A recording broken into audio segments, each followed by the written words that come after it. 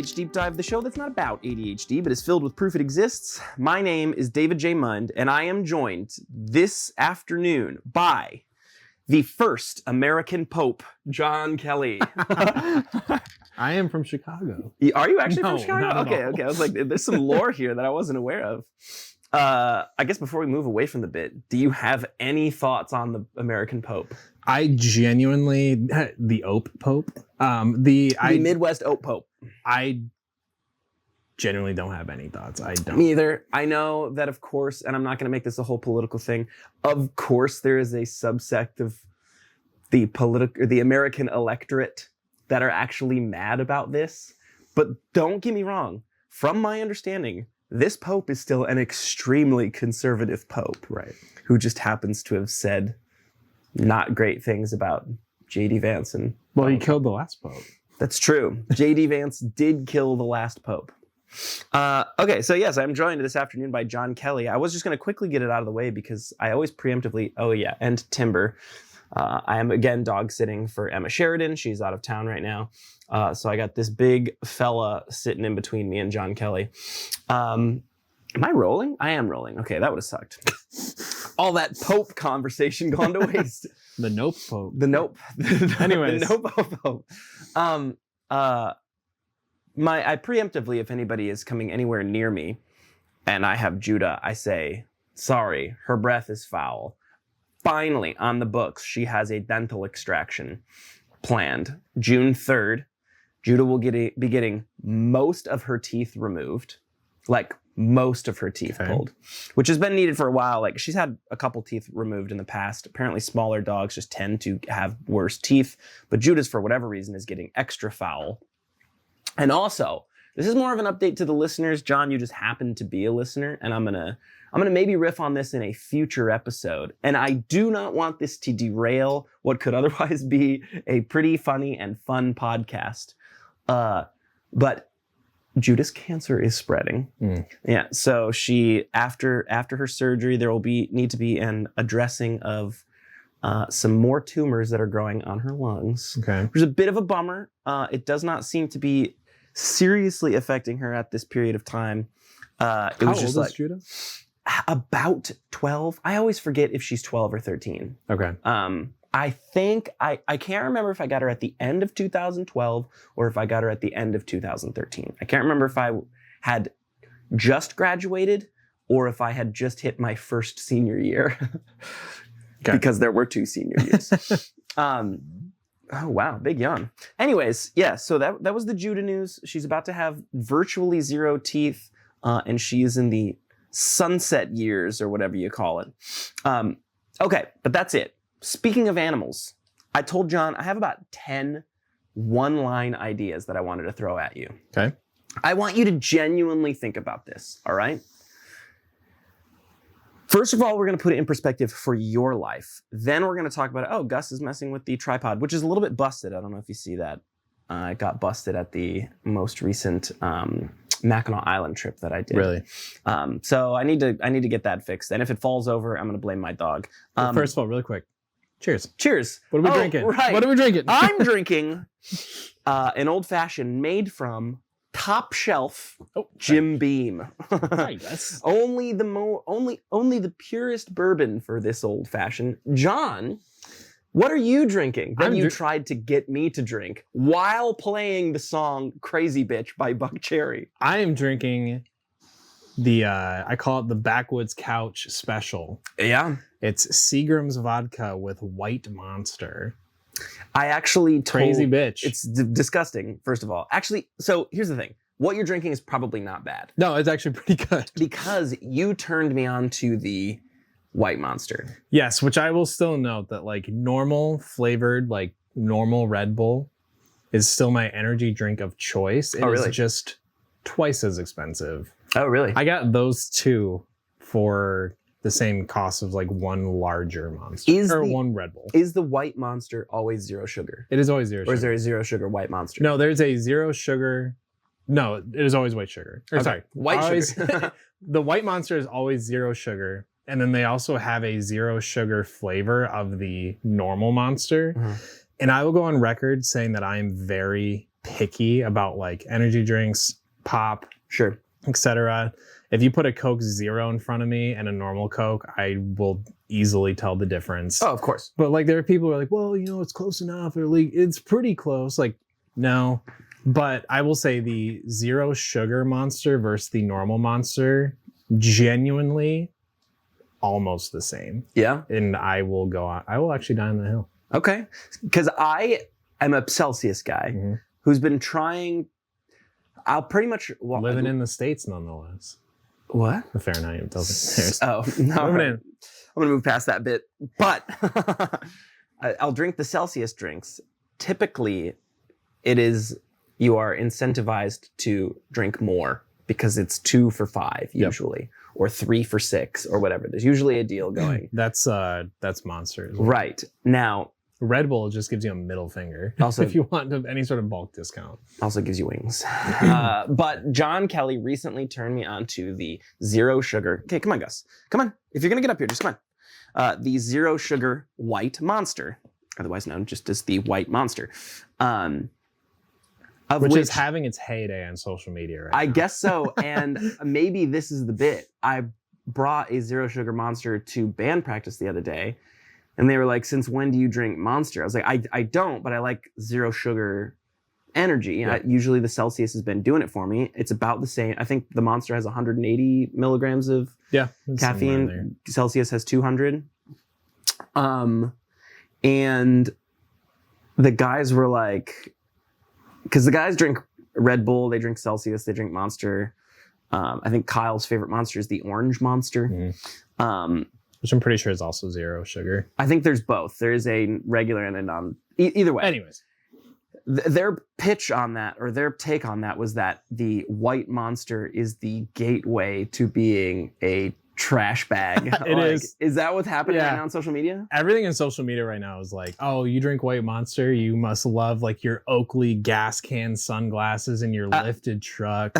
And then Theo Vaughn was like, or Joe Rogan was like, hey, I've been drinking those Monsters lately. They're pretty good. And then Theo Vaughn's like, yeah, they also make you want to go home and beat your wife.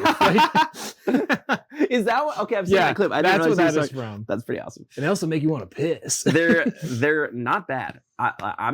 I'm leaning into the dirt bag of it all. I will still prefer Celsius. So that was why I was playing Buck Cherry when I was making that. That makes sense. Because I was I can't put the Seagram's White Monster concoction together without playing some form of white trash music just to like know that I'm aware of the bit and move on. I will commend your choice of vodka and your choice of Monster. Seagram's is what I had left over because I was hanging out with my dad and his friends, and I told my dad, like, you know, like, oh, just go get whatever, you know, liquor you usually get. Liquor. And that's what. Hardly know her. I know. Okay. Anyways, moving on. But no, but that's just what he picked out. I'm like, man, I always thought you were just a little bit more like highbrow. See, plastic bottle. I mean, it's better than a Popov.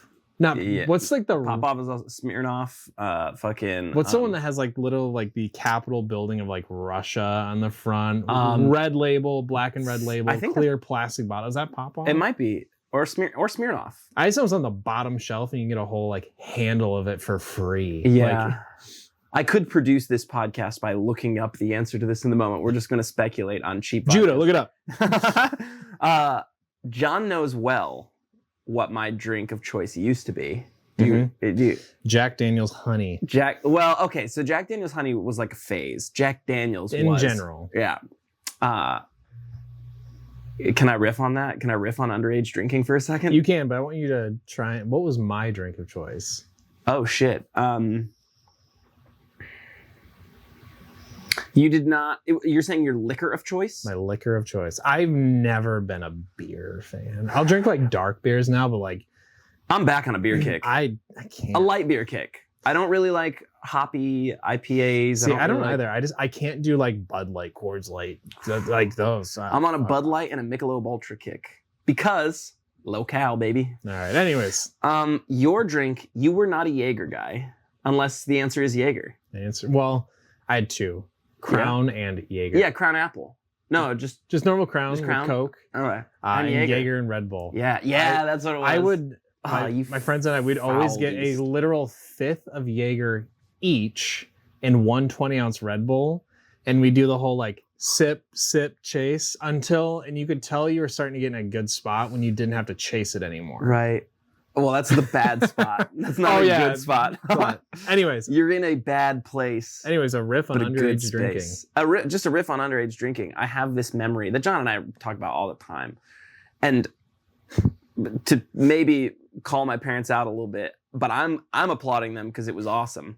My parents, my mom and stepdad were usually like, if you're gonna drink, like, just don't drive. Be smart. Be smart. Which I was not smart. But I you know, before I left my parents' house, I was drinking at home, and they were like getting the alcohol for me, which is a real dirtball thing to do. But I love my parents. It's a very Buck Cherry move. It's a very Buck Cherry. Anyways, Buck Cherry drinks might be the name of this episode. But the whole vibe was, it's stereotypical. Like, if you're gonna drink here. Mm-hmm. You know, or if you're somewhere and you've been drinking, like, we're not mad at you. Just don't call drive. Us, we'll come get you. Yep, call us. We'll come get you. If anything, we'll talk about it in the morning. Yeah. But they were like, I mean, they weren't supportive of it, but they weren't actively trying to like make it a no thing because that makes you want it more, right? And long story short, for the longest time, well, this might still be long story long. For the longest time, my mom and I had the same phone. It was like that LG Scoop where it slides up and turns into the keyboard. Literal same color. Yes. Same everything. Yep. And one day I bring John with me. I don't know if she was my girlfriend at the time, but John and I had two friends and one of them became my girlfriend. And the four of us would just drink together, hang out at my house, which was right across from where we all worked. So it'd truly be like, as we're closing up, like, hey, you want to go across the street? Yeah, we'll go to David's, have some drinks. I usually had booze there because my parents supported my drinking habit while we were underage. And so one day, the four of us go over to my house, and I realized they didn't really have much for everybody. So my parents lived about 15 minutes away. I asked my parents, like, hey, four of us are going to drink tonight. Would you be willing to pick us up some alcohol and then I'll come get it? And John came with me. John comes with me to my parents' house. We pick up the alcohol. We drive the 15 minutes back.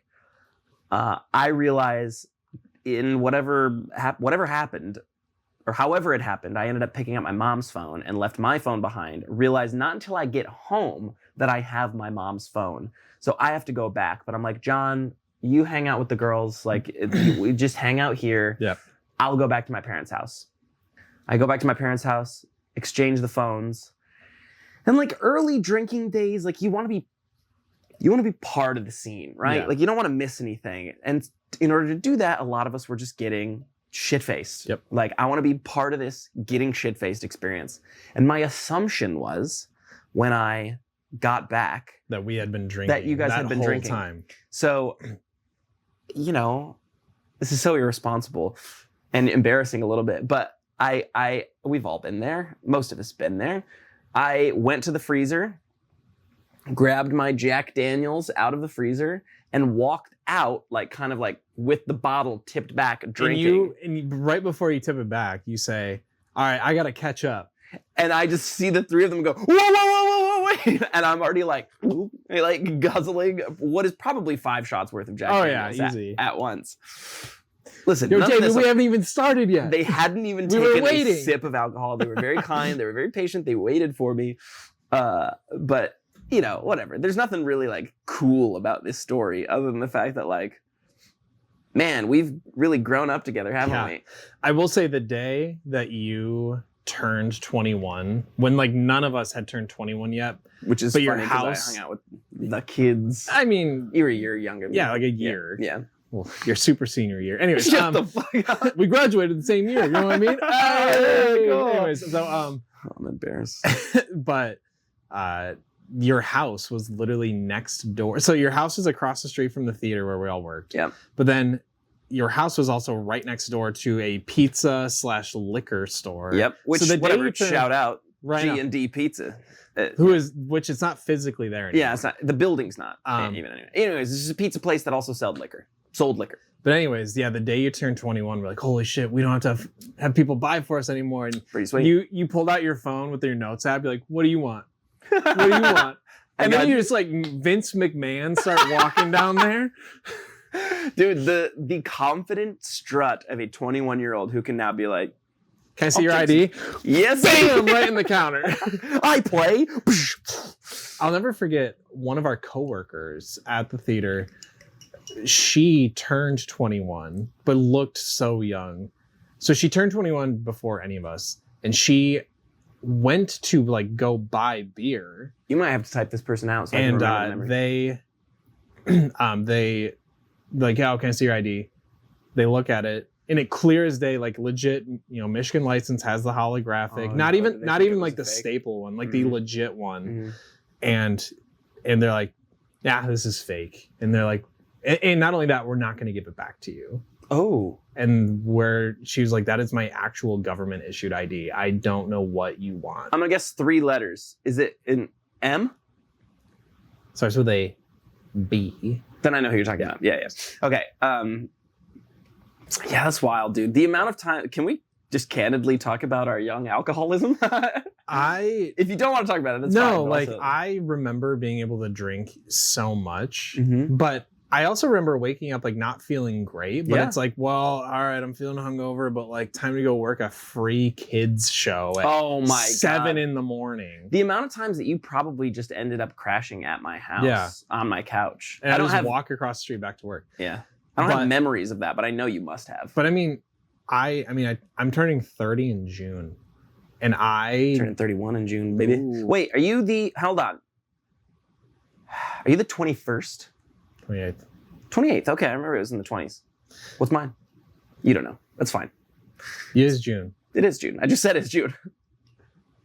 17th. No, it's the 10th, but that's fine. Who cares? I just randomly guessed. I just did the same thing with 21st. So, but no, I mean, even now it's like I'll drink, but if I'm like drinking enough to like start, feeling in, whatnot, we're going out, that next day, like cancel my whole fucking schedule. I cannot.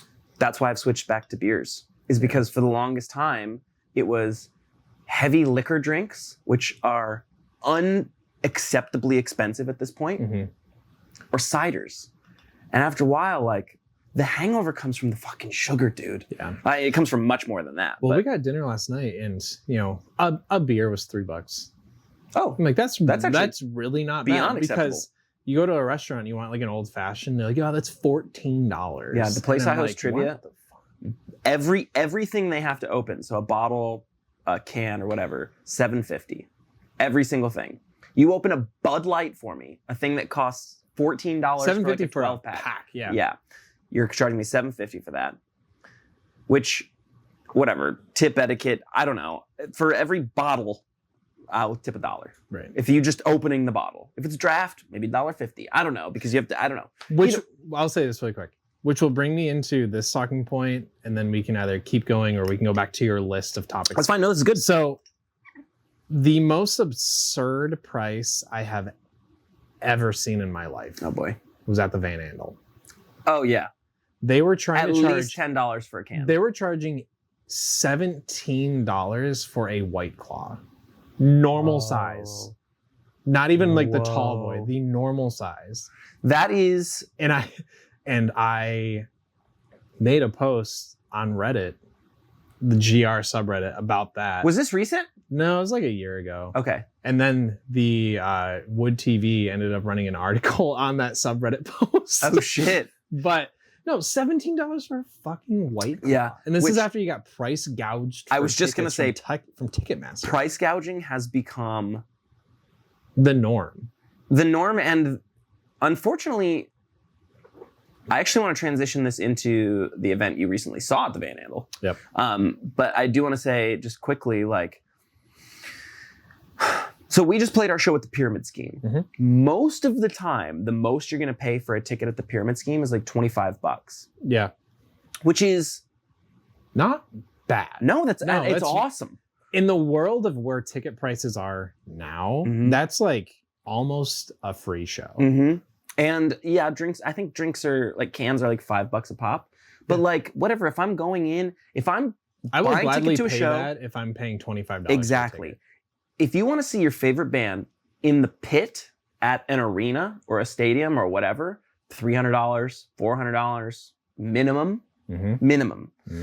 And so I appreciate the fact that we got to play a packed venue at the Pyramid Scheme and nobody had to like break the bank to come and support my small band. Yep. You know what I mean? Like that's so, and I just went out and saw, I'm sure you're not familiar, but Broadside, and years later, I shot a show recap for my friends in the band. Well, sorry, Broadside and Real Friends, I shot a show recap for my friends years later who opened up the show. Broadside and Real Friends are like two of the biggest names in, they're not pop punk, they're like punk pop. It's, I think we talked about this before. Genres, what are even genres at this point? It doesn't matter.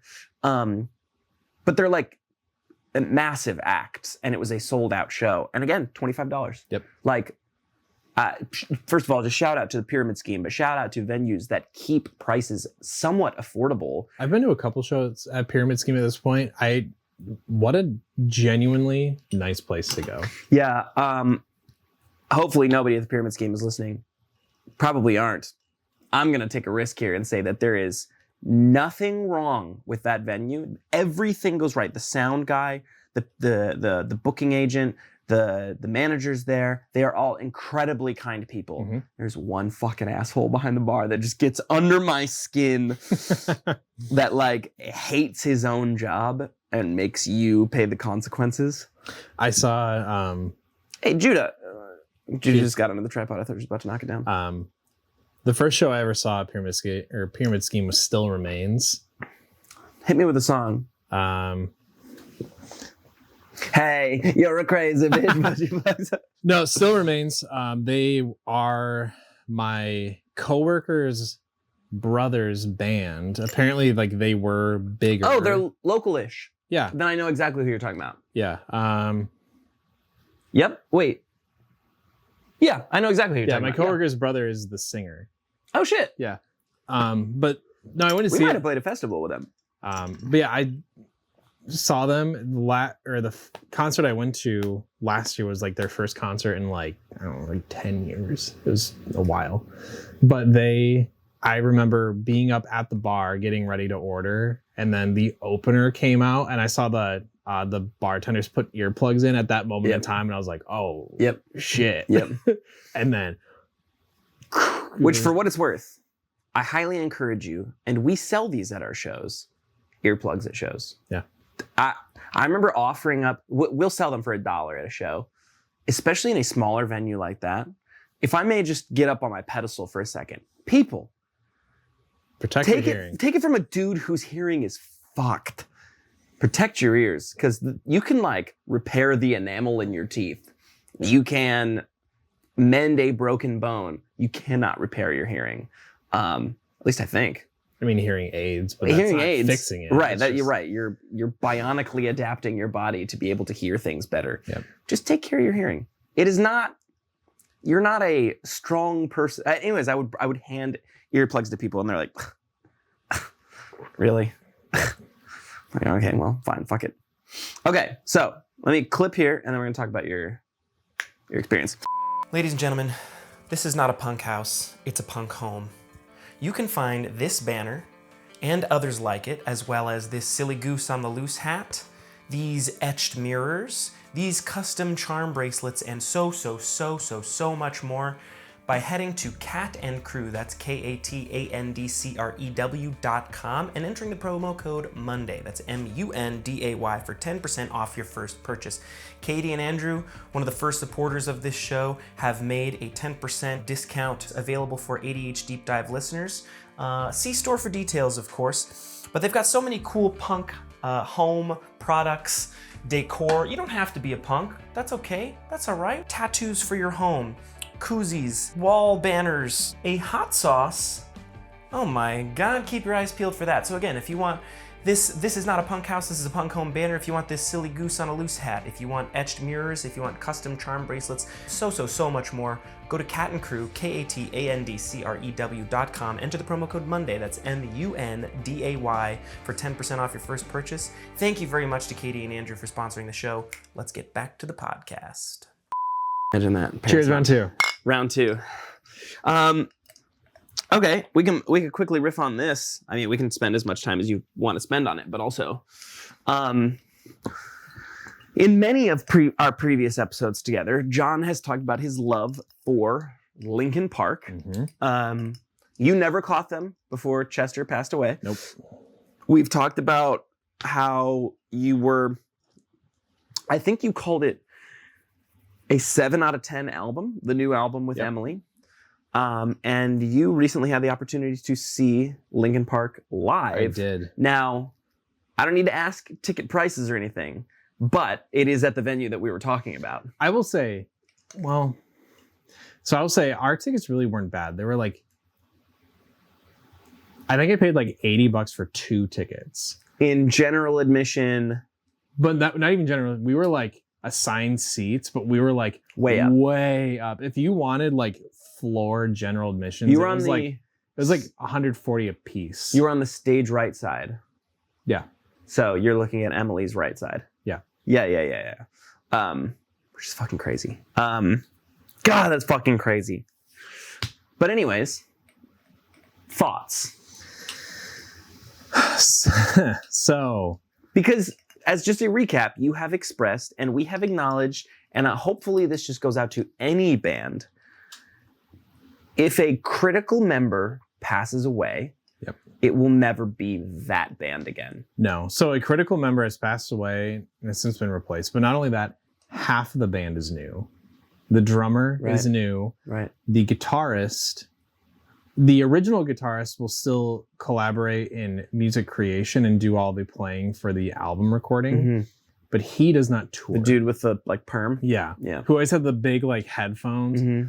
So they have a traveling guitarist. Okay.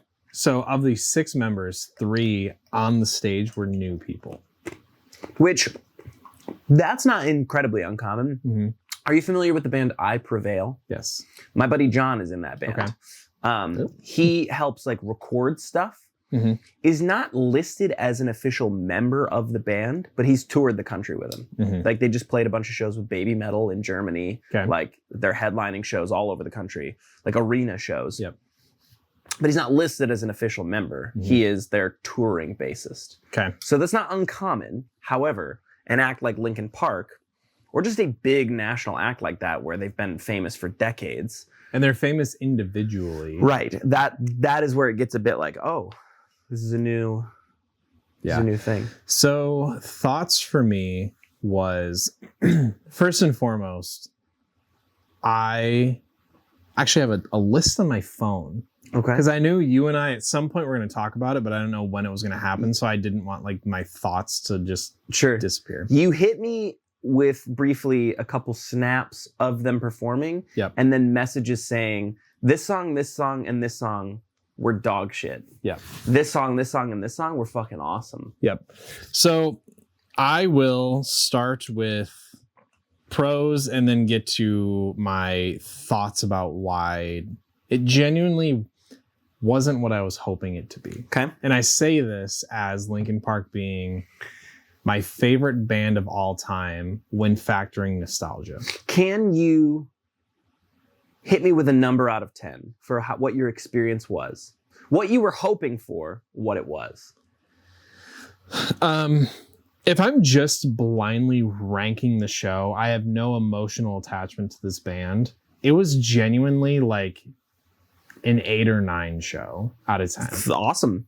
Genuinely. Would it have been enhanced by you being in the pit? Yeah, absolutely. Yeah. Okay.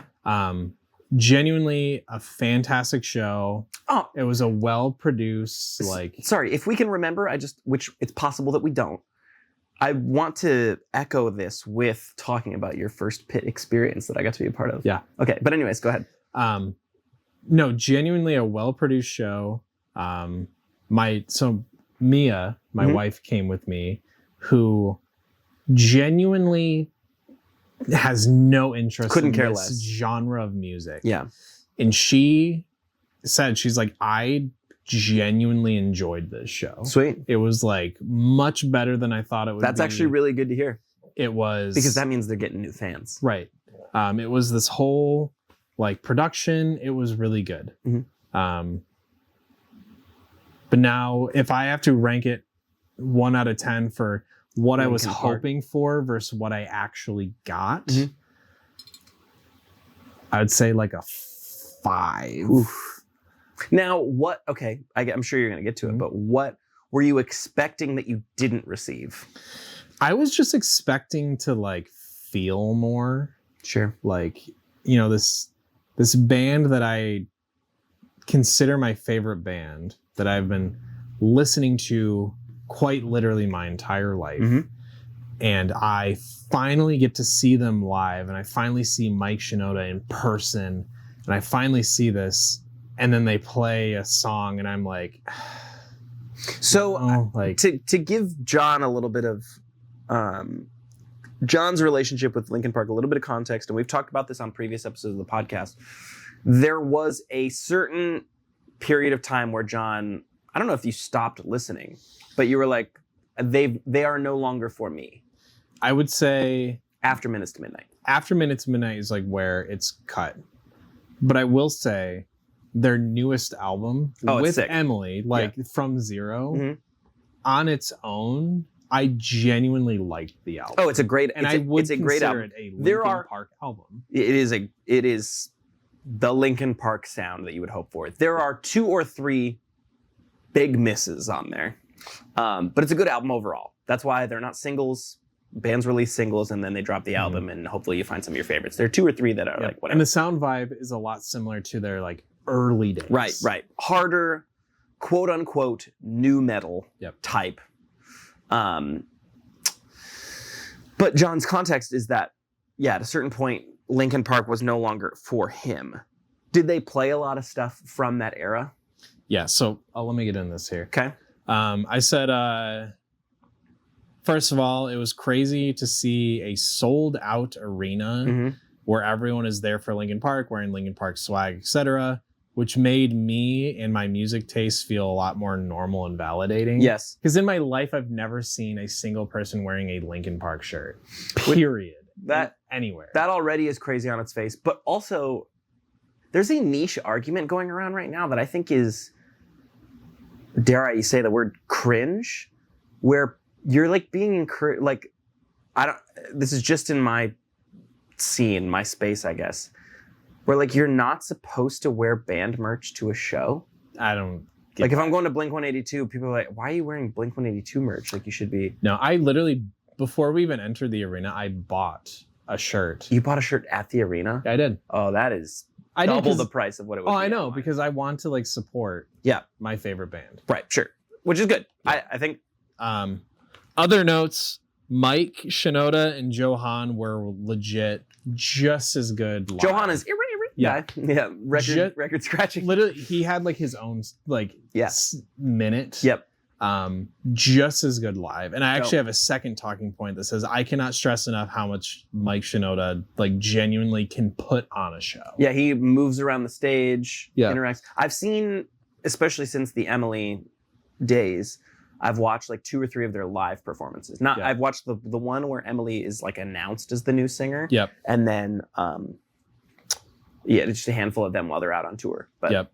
And kind of the last thing I have as far as pros was I cannot stress that Emily sounds just as good live She's a as good on the vocalist. album. Like a true 1-to-1. she's Which a good like vocalist. You'll rarely find that. And 1% of live. and that's what I'm saying. Like Yep. so good. Mhm. Like even Mia was like she like really sing. Mhm. And then I was playing her. I sent you on Instagram like the best Linkin Park like concert intro of all time, and it was like Chester's coming out and being like, Oh, right. like, Right.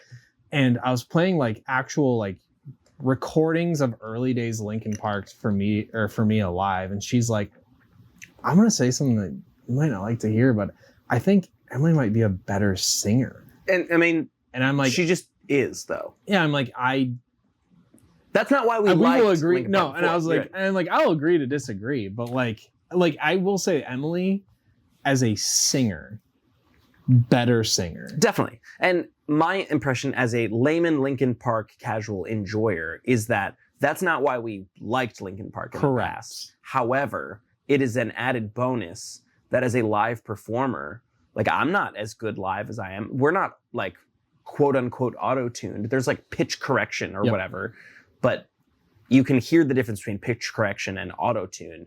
But I'm not as good live as I will say the ability to like scream, night and day difference between Emily and Chester from like at least Sure. recordings of her. Sure. All right, so let me get into like I literally have in my notes.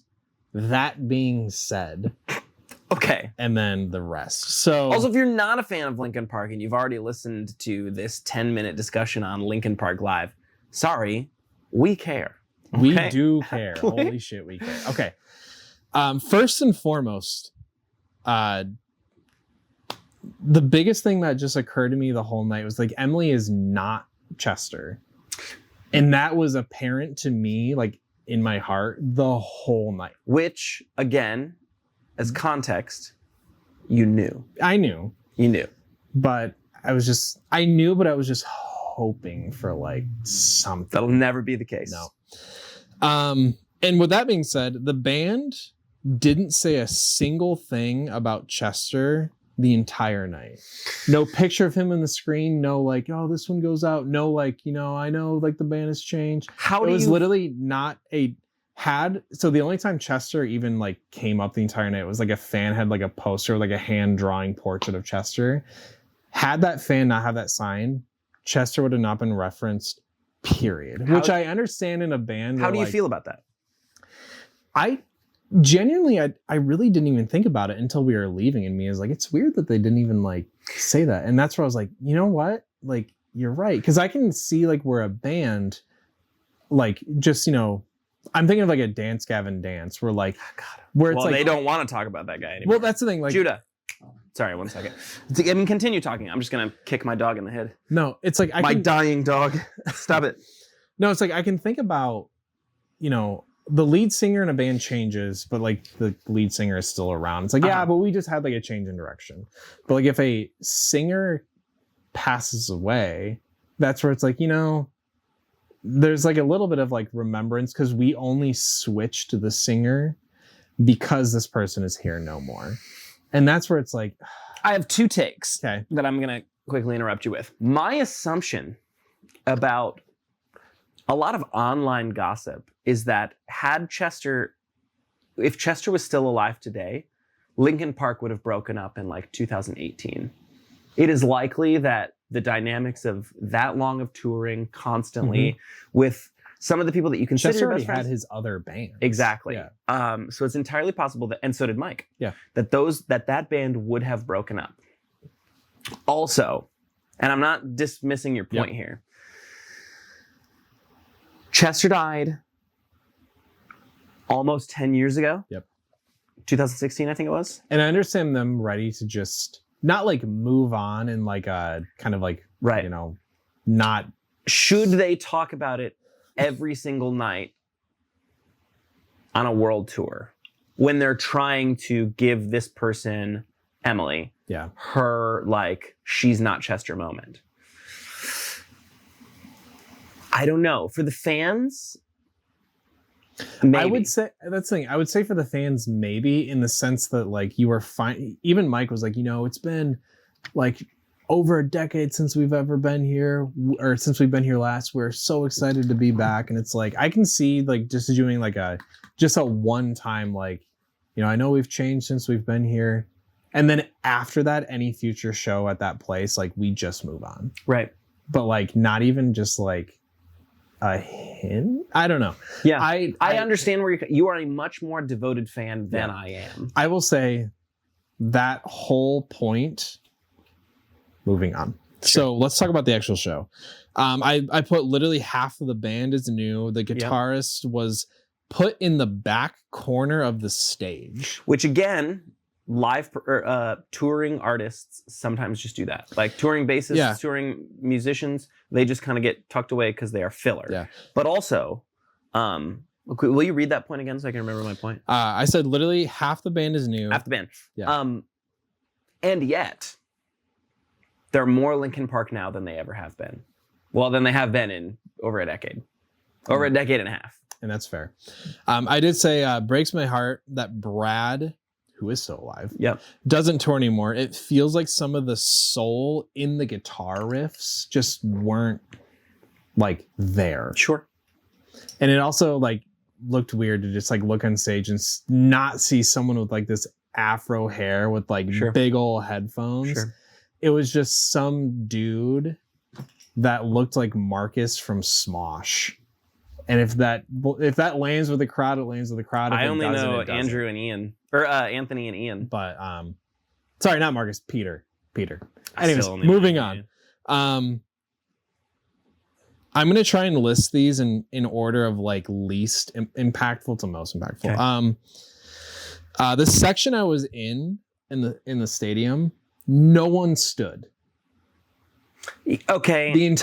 Literally the entire stadium was on their feet. So, except the one I was in. So I did put, it was okay because we got to sit the whole time, which was like nice if you start getting tired, but like, which was okay, but it was tough to look down at the general admission floor and pits that were going hard. Which is actually cool to hear that the pit was going hard. But also, the last time I went and saw Blink-182, I got gifted the ticket at like the day before the show. Mm-hmm. And I was I was much closer to them than you were to Linkin Park. Yep.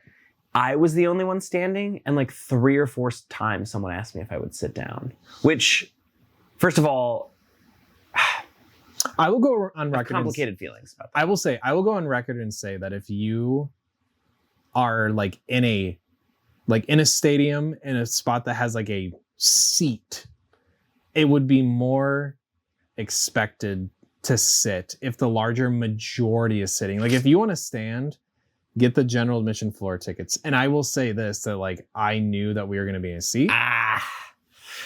Strong disagree. Strong disagree, because that becomes like if you're rich, you get to enjoy the show. Sorry, I will put it this way. If you standing is going to like, I have a compromise in mind, but go ahead. If you standing is going to like make people sitting behind you, and I will say this, if the larger majority of the section is sitting. Here's what's always unacceptable. I'm popping things with my elbow. There's a little pop thing. Here's what's always unacceptable. Yep. Signs at shows. Yes, get them out of here. Get them out.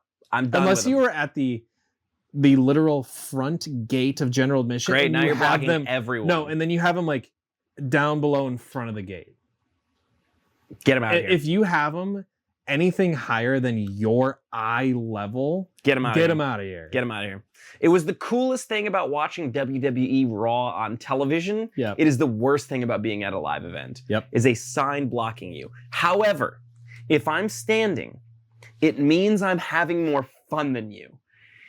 I get it if you're in a wheelchair and I'm blocking. If you are not physically able to stand, I do feel bad for you. Yes. However, I'm standing, motherfucker, because I want to be in the pit. Yep. I want to be in the mosh, but I can't be. So I'm going to stand and jump in my place.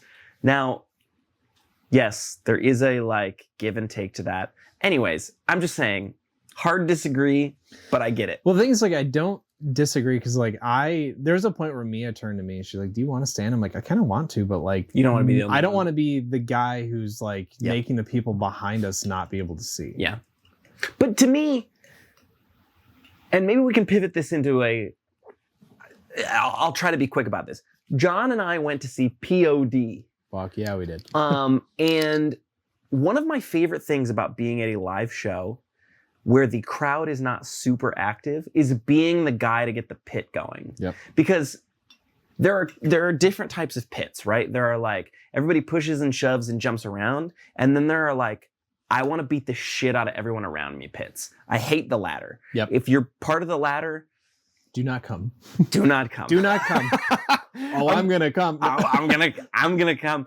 I am not a big fan of those types of pits. There is a place for them. I'm just not in that place. Right. But the crowd wasn't super active.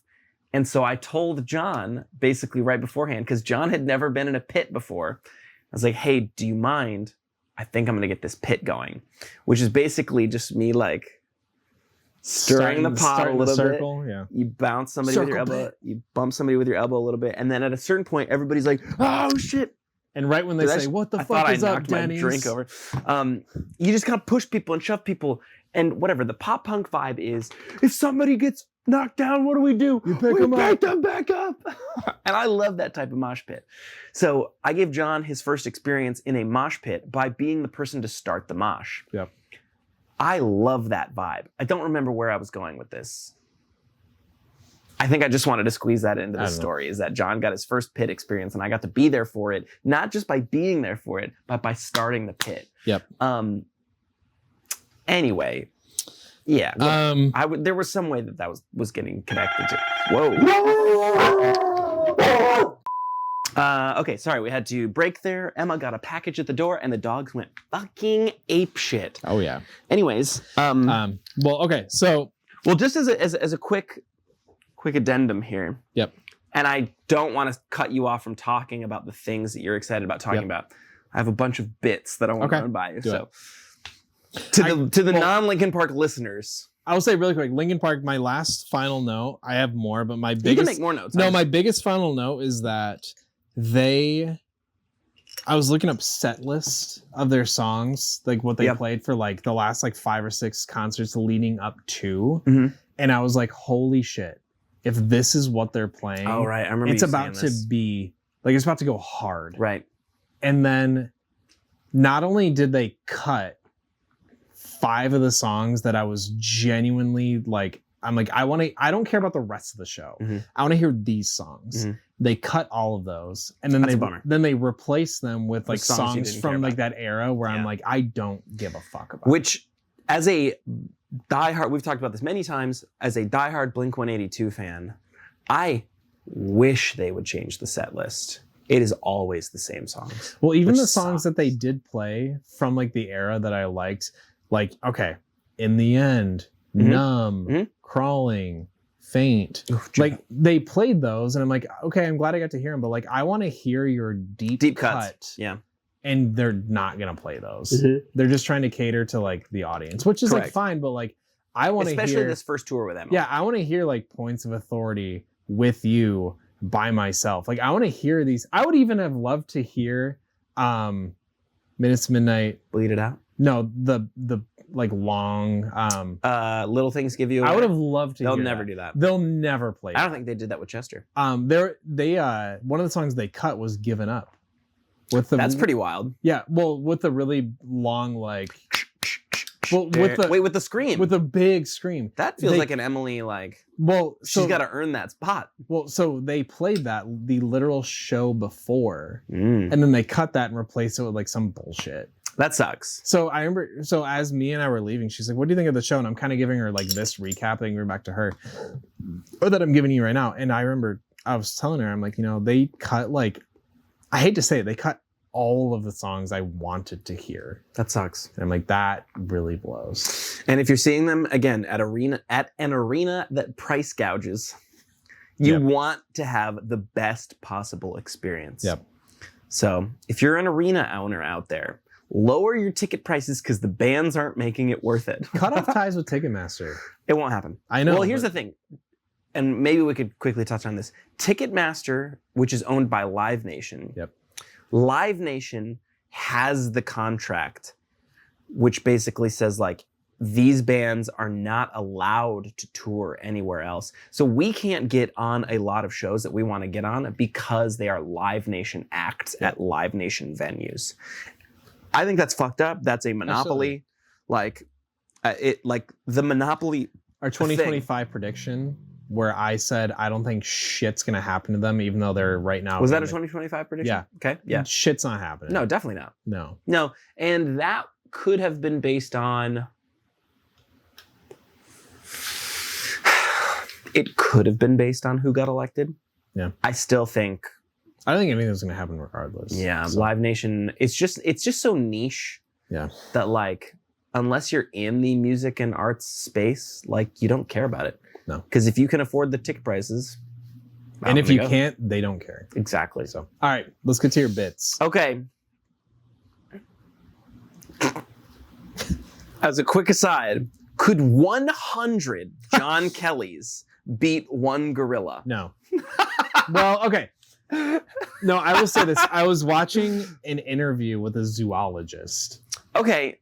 All right. I think I know what you're talking about, but go ahead. And he was saying that if you had 100 like fit, healthy, like, 20s, 30s individuals who all collectively work as a team, you absolutely can. The front line, like 10, 20 people, kiss them goodbye. Correct. But you can beat a gorilla. Correct. Do I think 100 me's could? I think I like to think that I could put up a fight, but like, okay, picture this. Picture 100 Davids. Picture me with a Kojak. And keep in mind, like 10 of your Davids are getting your arms ripped out by their sockets, and you like hop on the back of the gorilla, and you finally, fingers are in fur. Mm-hmm. What are you doing?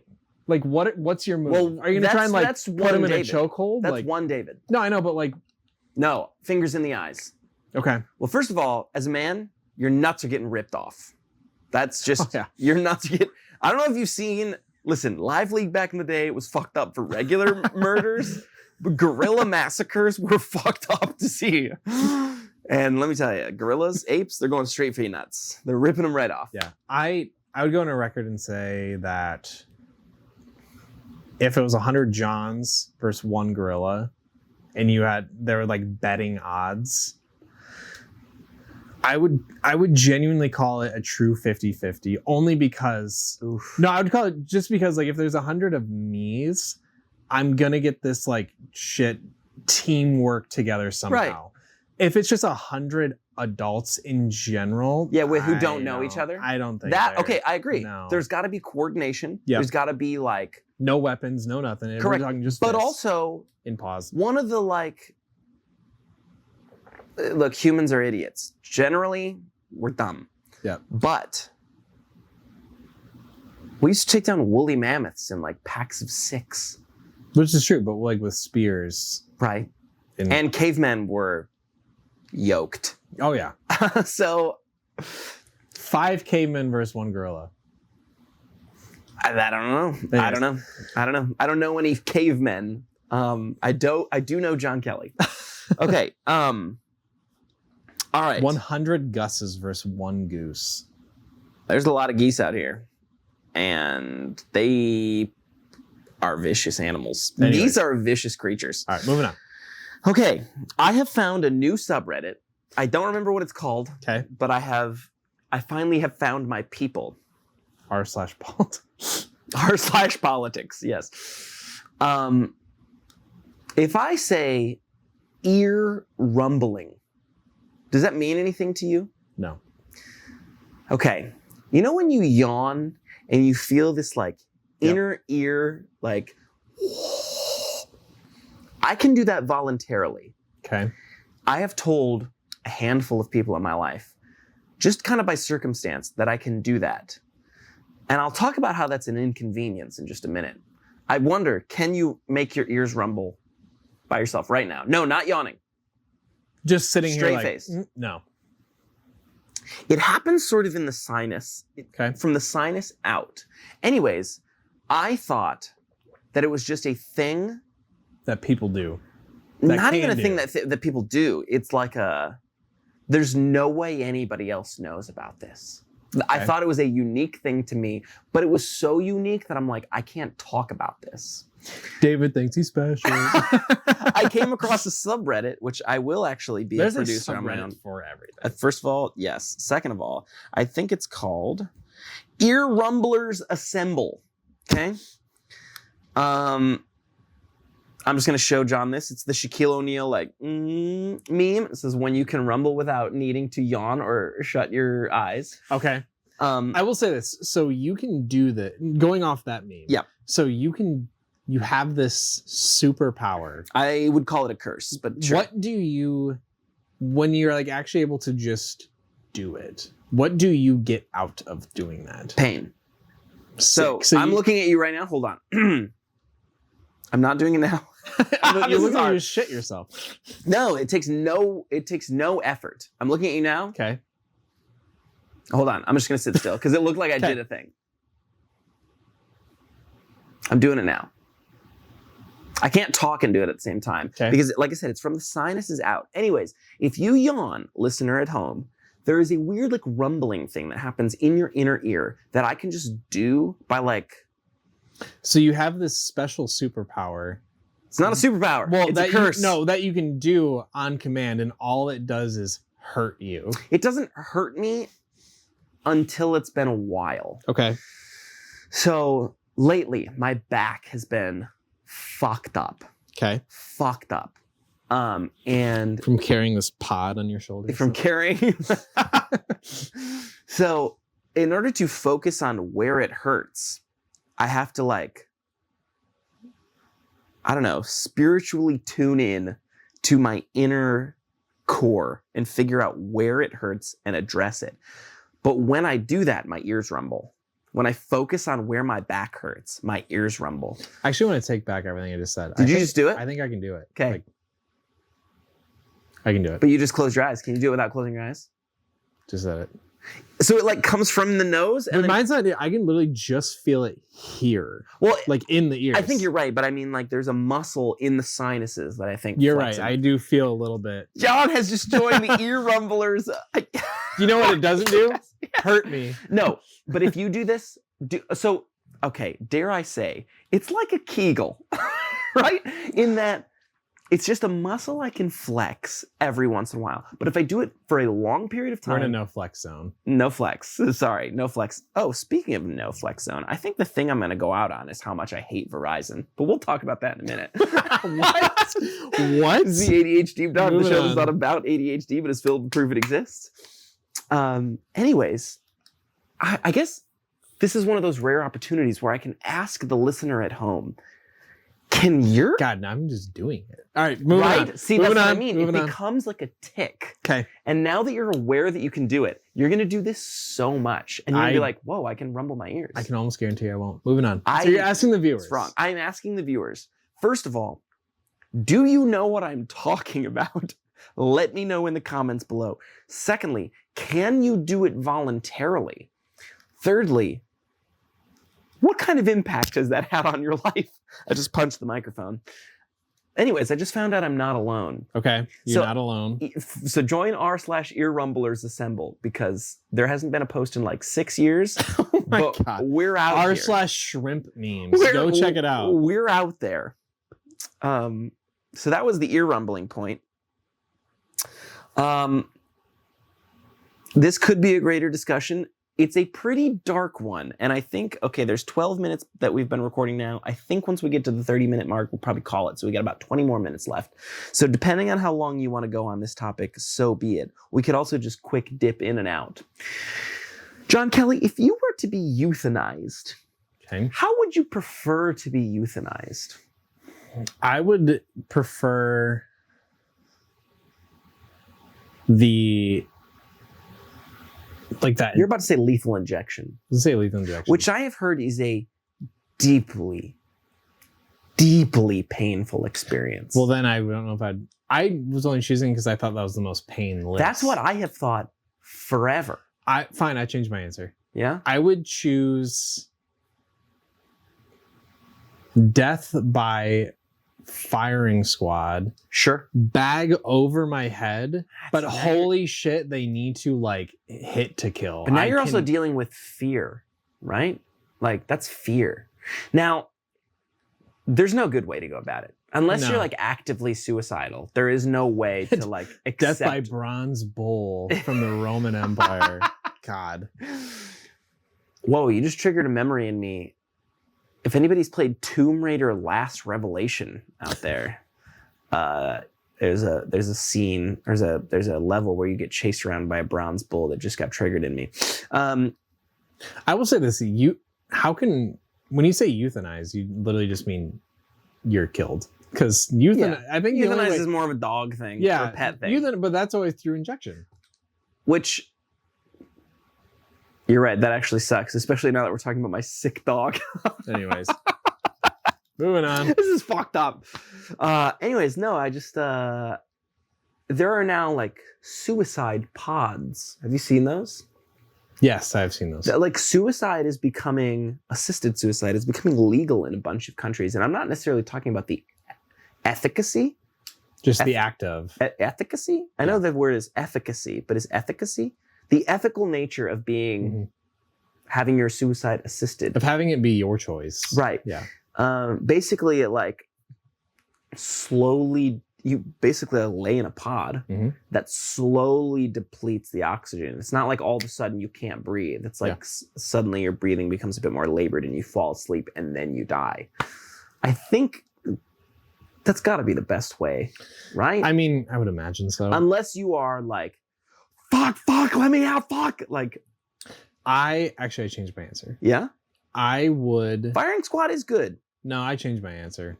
But there's fear associated with that. I would do a wingsuit base jump off a mountain. Ooh, that's pretty brutal. Assuming that upon impact, I die immediately. And one of the things that happens with like, this is a pretty dark conversation. What are we talking about? I'm sorry that I took us there. But there's like a people who have survived like jumpers who have survived have been like halfway down. I regret it. Yeah. So you might regret that. Well, no, the thing is like, I absolutely would. Well, I don't know if I would regret it if it was You're like, also a skydiver. Well, here's the thing. I don't know if I would regret it if it was like, here's the deal. This is going to happen. So like pick how it's going to happen. Sure. And period. It's like a last meal type thing, except it's last breath. Yeah. So that's what I would do. Okay. That's actually a pretty scenic way to go. But then all of a sudden you're like, okay. And I would pick the line in Switzerland from the Yokosuka Dreamlines 4 with all the dam with all the avalanche preventions. That's where I'd go. Okay. Look it up if you want. All right. You have more homework, listener. Google that, whatever he just said. Okay. I think we could 1-2 punch this final topic. Okay. First of all, what is your digital provider? Verizon? Like my ISP? Are you talking my home or phone? Phone. Verizon. I think Timber just farted. There is... Hardly know. So if I look up, it actually takes me to the Grand Rapids subreddit. If I Google right now, why is Verizon service so bad right now? Takes me to Reddit. Takes me to r/Grand Rapids. Why does Verizon's cell service suck right now? Okay. It literally feels like Verizon is the new T-Mobile. I've gone from having great reception everywhere I go to barely having it at all. It seems that this really kicked off sometime in late 2020, early 2021, and it's progressively gotten worse. It's so bad to the point that I'm thinking of switching. I've been with Verizon for 15 years or so, and I feel like the price is no longer worth it. Dropped calls, incomplete messages, etc. What the fuck is going on? I can tell you exactly. When was that posted? Because I can tell you exactly what's happening. Last year. So Verizon still has yet to like super catch up with the 5G towers. And whatever you're about to say, although it may be the truth, wildly unacceptable. Oh, for sure. They're the biggest provider. Other than AT&T, yeah. Are they bigger than AT&T? I think AT&T might be bigger, but I don't know. No, if they're not the first, they're the second. Okay. So there was a while there, I had that same thing. I probably saw that same post. I turned off 5G service on my phone. Something you can do? Like it was just like you had an option between like LTE, right, or 5G, right, or like 5G unless 5G doesn't work, then it switches, right. But like it would always think that it worked, so it would never switch, but my service would be terrible. I turned off 5G, and in like night and day difference with my cellular. Is that something I can still do? Yeah. Because what'll happen, and it happened just a minute ago, I had to call John. I'll have to call someone on a Wi-Fi compatible service. Let me tell you what. First of all, FaceTime audio. Do that Wi-Fi. in the future. But Because that's if I'm holy connected to shit, Wi-Fi. David called me on Snapchat. Yeah, well, we and talk I was on like, Snapchat what a lot. the fuck is We this? talk on Snapchat a lot. No, what the fuck is this? We talk on Snapchat a lot. But also, My phone made a noise I had never heard before. but also, we are Apple to Apple. yeah. I should be able to call you from Wi-Fi. Yeah. That's called FaceTime audio. Doesn't that just happen naturally with the regular call? Like if No, I'm you're connected thinking to of the Wi-Fi. text. You're thinking of iMessage. I thought that was still the same No, with FaceTime audio. Okay, well that's my bad. But yes. Really? You've never been called on Snapchat before? No. No. All right. If you are listening here, have you ever called or been Save called your comment by for the other thing. Snapchat? Via Snapchat, not by Snapchat, but via Snapchat. I think people do it a lot. That's a thought you can have. Shit. No. Okay. So yeah, I just called. Listen, we talk. We almost never image snap each other. I mean, we'll do it, once every 10. 1 in 10 snaps from me and John is a picture of something. But we also text a lot through Snapchat. Yeah. Mostly because you'll send me a picture and then we're just talking about said subject. Right. But I also do that. I talk almost exclusively to 50% of the people I talk to via Snapchat texting. Okay. I don't know why. It just became that way. That's a Gen Z thing. Yeah, well, I'm hip. My eye is twitching right now. Can you see that right now? Oh my It's God. going fucking. I can make my eye twitch. Watch. Can you? I don't like that at all. You look like you're having a stroke. Can you make your eye twitch and ear rumble at the same time? No, I really hate that. I He can't. looks like a fucking, like a doll. Start Anyways, rising up like. Anyways, okay. Verizon is fading, and it drives me up a fucking wall because I'm paying out the ass for Verizon. I will have 2 or 3 bars. It says I have 2 or 3 bars. When I make a call to someone, I have 2 bars. all of a sudden I have none. Yeah, first of all, why do I only have 2 or 3 bars? If there are fucking cell in towers Metro Grand Rapids, all over the place. I understand that more and more people throughout time are connecting to 5G. Like, that's good. I'll for say this. humanity. Where are you People gonna go? Fuck if I know, dude. This is the Monopoly thing. I will say It's this. the Ticketmaster thing. Mia and I went to Italy 2019, and we didn't pay for like the Wi-Fi data Right. service, and it kind of blew. Yeah. So we just went to Italy, and Verizon gave us each 10 days of unlimited everything for free, and holy shit, it was a game changer. I'm sure, but also, why? I will go on record and say, for me, myself, I can almost say I don't have any Verizon related issues. Now, with that being said, You haven't had any of these dropped calls no. or fucking. no. But with that It's being said, I was at the dog park today, and then I got a text saying like, "Oh, such and such, look this up." So I tried to pull up like Apple Maps via Verizon, but I've had like 1 out of 5 bars of 5G, and it didn't work. But that being said, then switch me to LTE, switch me to 4G, switch me Yeah, to but it whatever. doesn't automatically do that. No. I have to make that a conscious choice. But also, again, if you're one of the biggest providers, why do I only have 2 or 3 bars constantly? And why, at least once a week, are my calls being dropped in a metro area? Yep. Where my messages aren't going through, my calls aren't going through. Remember my Fuck, dad that's at under one my point skin. had Sprint? I had Sprint for a long time. I'm sorry. No, I remember I had Sprint with the LG Scoop. That's a shame. It was good. All right. So you said you're thinking about 2 and 1ing like talking points. What was the other one? What was the other one? We were talking about it a minute ago. We had referenced. Is it in my notes? Because if it's not, maybe we just go out on the Verizon point. Phone addiction. Oh. Which I think I'll probably save for a solo podcast. In just saying, mostly because A, because the clip is about to end, and B, I have to pee so bad. You go in there and sit in your phone? I honestly, I could continue to talk to you. This is I'm not going to do it.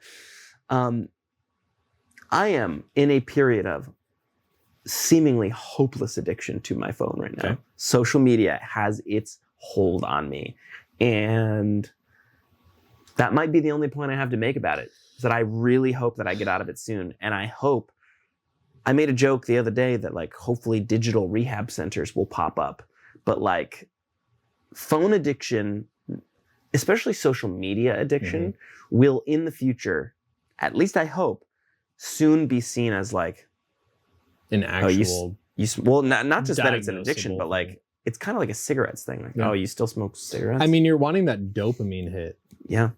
No, I agree. I definitely have like my moments. I feel like there's certain apps where if I stop using, I just use others more. Exactly. Like I took a brief hiatus of Reddit. Reddit's the one that's got its hold on. Let's say me. I am back, but like I'm not posting or commenting. I'm just like, trying Scrolling. I'm just trying to keep up to date with news, and then Sure. also r/Grand Rapids to know what's going on. Sure. But But you don't scroll r/Grand Rapids. no, You but, scroll popular but or that's your like, homepage. like I'll open up Facebook just to see like of the groups that I'm in, what's up, moving on.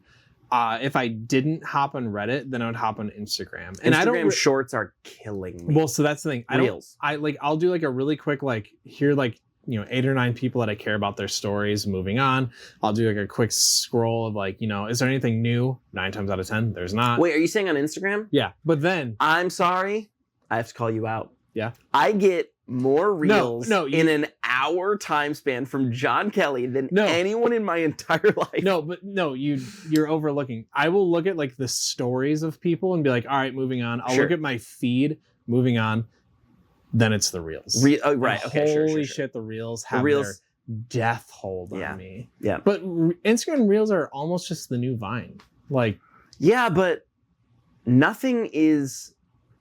We were talking about off air the fucking. hold on to it. Oh, don't do it. Oh my god. Oh my god. Or like vines that are memorable.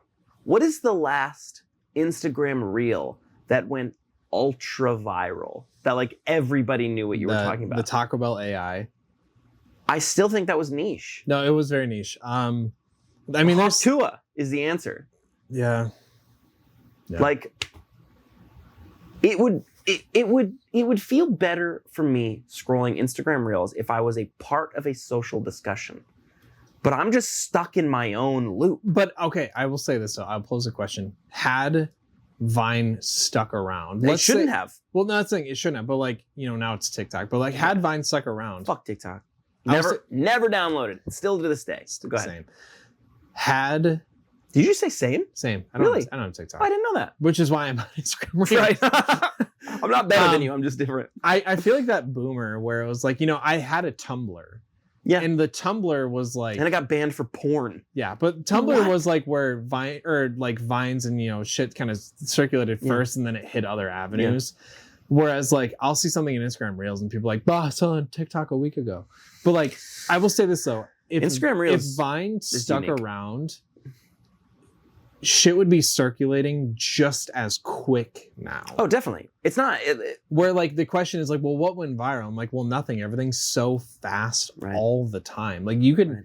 I could hear about something in the morning, but by the afternoon, the It's old news. next biggest thing hit. And that's because of the frequency of scrolling. Whereas, like, I'm going to check when I get home Yep. or whatever. We all checked when we got home. So at that point, we saw the Vine that was top Now it's just I'll check throughout the day. throughout the day. And like, oh, I saw that this morning or Let's whatever. just right now. If I open up Instagram, We have 2 minutes, but go ahead. if I open up Instagram, I have one singular message, and it's a new Pope has been chosen. We are truly Baja blessed. And the smoke is the picture of like Baja blessed color. Which is ironic because we opened this podcast by introducing John Kelley as the latest Pope. What is this? Oh boy.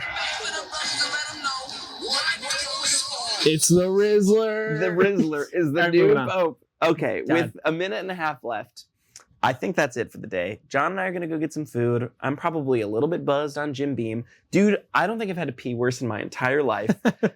Thank you for joining the podcast, the ADH.Deep-Dive, the show that's not about ADHD, but is filled with proof it exists. My name is David J. Mund. I am joined again this week by His Holiness, John Kelley the First. Are you John Kelley the First? Yeah.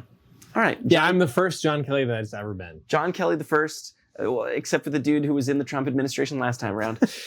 I love you. I will see you next time. Actually, before I cut myself off, May 30th at Turnstiles.